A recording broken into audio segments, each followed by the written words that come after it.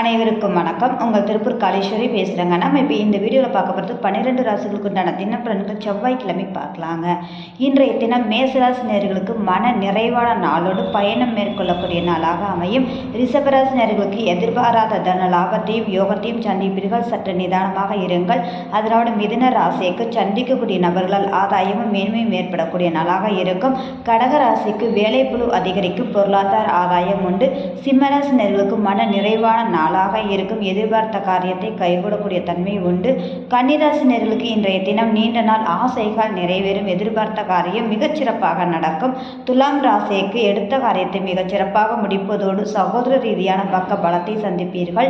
அதனோடு விருச்சக ராசிக்கு இரட்டிப்பான வருவாய்க்குண்டான நாளாக அமையும். தனுசு ராசி நேயர்களுக்கு சிந்தனை செயல்பாடுகள் தெளிவாக இருக்கும். மகர ராசி நேயர்களுக்கு சுப விரயத்தையும் அலைச்சலையும் காணக்கூடிய நாளாக இருக்கும். கும்ப ராசி லாபகரமான நாளாக இருக்கும்.